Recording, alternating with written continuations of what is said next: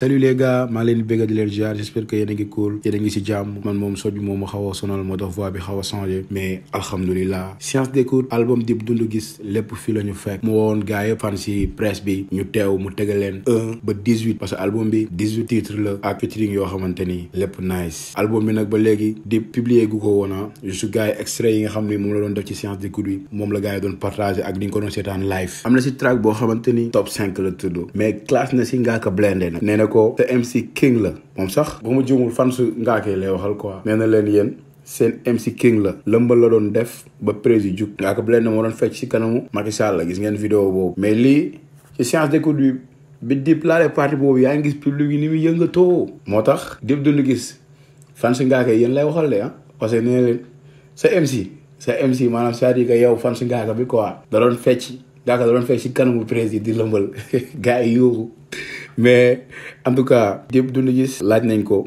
ni ko côté featuring comme Omzo Dollar wala Ngaaka Blinde wala Akhlou Brick mais moom li la tontu gars yi déglu leen vidéo bi. ñu ma xam ne sekk naa ak ñoom wala mën naa def ak ñoom projet mën naa ko def ak ku nekk bëri na ñi nga xamante ne sekk naa ko ak ñoom wala yëg naa ko ak ñoom ñëpp mën naa ko def ak ñoom Ismaël moom def nañ ay son yu bëri yoo xam ne mu ngi studio am na gars yu bëri yoo xam ne am naa ak son ak ñoom ak naa ak ñoom son yu bëri yoo xam ne suba buñ décidé def album mën nañ def album. donc xam naa fi ngay waxee mooy collaboration boo xam ne. peut-être day indi xaalis. yi gars yi di xaar waa. game business. exactement c'est possible lépp si mentalité la. xam nga tey mënoo liggéey koo xamante ne yéen ñaar bokk leen ay mentalité. voilà bu fekkee yéen ñaar yéen a bokk ni ngeen di xalaatee mën ngeen liggéey.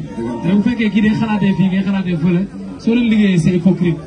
pour xaalis la wala pour nit yi kontaan si mais au fond yéen li ngeen di def gëmoo leen ko. man du ma doxee noonu quoi.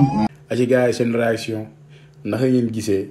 top 5 bi son bi nga xamante ni ci album bi la bokk mais saa xoos na si Ngaaka Blinde di fàttali gars yi le 7 décembre Ngaaka Blinde day génn album Secret 7 vol 2 nañ ko xaar mais tamit joxe leen seen réaction ci vidéo bi su ngeen joxee seen réaction ba pare yéen ñuy dugg chaîne bi ngeen abonné te bu leen abonné ba pare bu leen fàtte ba seen cloche notification ba vidéo bu ñu dugal ngeen mun ko am.